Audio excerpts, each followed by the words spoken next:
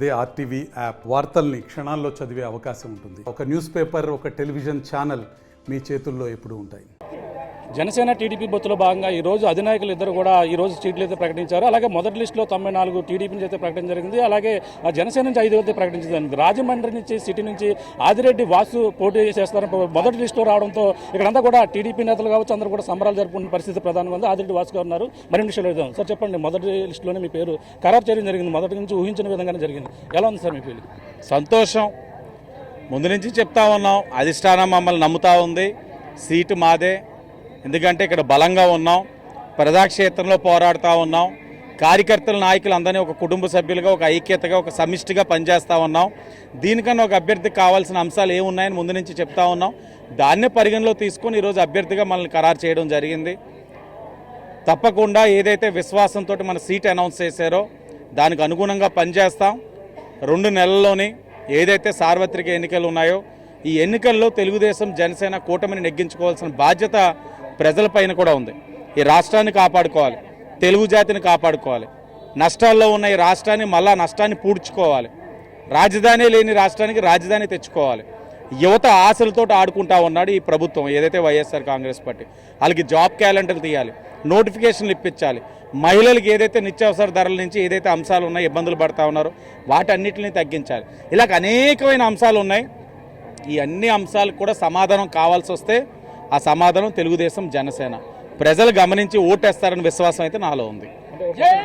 సీనియర్లు కూడా మొదటి లిస్టులో రాజమండ్రి ఓర్లు కావచ్చు ఇవన్నీ కూడా రాను ప్రకటించిన పరిస్థితి ఎలా చూడాలి? అది అధినాయకులు పరిధి, అది అధినాయకుల పరిధిలో ఉన్న అంశం. ఏ సమయంలో ఎవరిది అనౌన్స్ చేయాలని వాళ్ళకి తెలిసిన అంశం వాళ్ళు నిర్ణయిస్తారు. జనసేన టీడీపీ పొత్తులో భాగంగా ఏ విధంగా ముందు ఇక్కడ కలిసి వెళ్తారు? అలాగే ప్రధానంగా వైసీపీ కూడా మేమే రాబోయే ఎన్నికలు గెలుస్తూ ఉంటున్నారు. తెలుగుదేశం జనసేన కలిపి ఇప్పటికే ఉమ్మడిగా ప్రయాణం చేస్తూ ఉన్నాం. ఎక్కడా కూడా ఏ విధమైన మనస్పర్ధలు రాకుండా కలిసికట్టుగా ప్రయాణం ముందుకు తీసుకెళ్తా ఉన్నాం. అదే కొనసాగుతుంది. ఏ విధమైన మనస్పర్ధలు ఉండవు. వైఎస్ఆర్ కాంగ్రెస్ పార్టీ వాళ్ళు పగటి కళల్లో ఉన్నారు, ఆ కళల్లోనే నిద్రించమనండి, ఆ కళల్లోనే ఉండమనండి. వాళ్ళు చేసింది లేదు, పీకింది లేదు. కేవలం 25% కమిషన్ మాత్రం దారుణంగా పందికొక్కులే బుక్కారు. అంటే భరత్ పక్కన ఎంపీ నుంచి ఎమ్మెల్యేగా రావడం జరిగింది. అభివృద్ధి నేనే చేశాను కాబట్టి రాజమండ్రిలో పోటీ చేస్తా ఉన్నారు. అంటే టీడీపీ కొంచెం బదులు పడుతూ ఉన్నారు. ఎలా చూడాలి? చెప్తా ఉన్నాం కదా, అతను అభివృద్ధి అని అనుకుంటా ఉన్నాడు, కానీ అది సుందరీకరణ. ఆ సుందరీకరణ ముసుగులో అవినీతి చేశాడు. 25% కమిషన్ అని చిన్న పిల్లోడిని అడిగినా చెప్తా ఉన్నారు. ఇంక దాన్ని అతనికి ఏముంది? సాధించాడు, బద్దలు కొట్టాడు. ఎవ్వరూ చేయని విధంగా రికార్డు మాత్రం కొట్టాడు అవినీతిలో. ఎవ్వరు ఇప్పుడు దాకా ప్రజాప్రతినిధులు ఈ స్థాయిలో అవినీతి చేసిన వాడు భరతరామ్ అంత చేసిన వాడైతే బహుశా నాకు తెలిసి రాజకీయ చరిత్రగా చూసుకుంటే రాజమండ్రి పరంగా లేకపోతే చుట్టుపక్కల ప్రాంతాల పరంగా ఏ నాయకుడు కూడా భరతరామ్ దగ్గరలో కూడా లేడు. దాంట్లో మాత్రం రికార్డు బద్దలు కొట్టాడు. ఆదిరెడ్డి కుటుంబం మొదటి నుంచి కూడా టీడీపీ ఇక్కడ కొంచెంగా ఇక్కడ తీర్చిదిద్దారు. ఏ విధంగా రాబోయే ఎన్నికల్లో ఎంత మెజార్టీతో ఆదిరెడ్డి వాసు గెలవబోతున్నారు?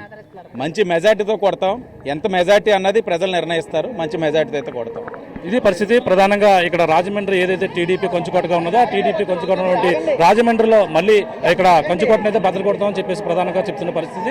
ప్రధానంగా చూసుకుంటే ఇక్కడ అభివృద్ధి రాజమండ్రిలో నేనే చేశానంటూ గతంలో ఉన్నటువంటి అభివృద్ధి అంతా కూడా జనాలు చూస్తున్నారు. ఇప్పుడు ఉన్నటువంటి వైసీపీ నాయకులు ఎవరైతే ఉన్నారో వైసీపీ నాయకులు అందరూ కూడా ఇక్కడ కమిషన్లో కక్కుర్తిపడి ఇప్పుడు ఉన్నటువంటి అందరూ కూడా చేస్తున్నారు. ఏదేమైనా రాజమండ్రిలో ప్రజలు మమ్మల్ని ఆదరిస్తారు. మళ్ళీ ఒకసారి రాజమండ్రి సిటీలో టీడీపీ జెండా మళ్ళీ ఎగరబోతుందంటే ప్రధానంగా ఆదిరెడ్డి వాసు అయితే చెప్తున్న పరిస్థితి ప్రధానంగా ఉంది. ఇది కూడా తాజా పరిస్థితి. బాలుతో ప్రకాష్, ఆర్టీవీ, రాజమండ్రి నుంచి. మరిన్ని వీడియోస్ కోసం ఛానల్ ని సబ్స్క్రైబ్ చేయండి. లేటెస్ట్ అప్డేట్స్ కోసం వాట్సాప్ ఛానల్ ని ఫాలో చేయండి. అండ్ లింక్ డిస్క్రిప్షన్ లో ఉంది.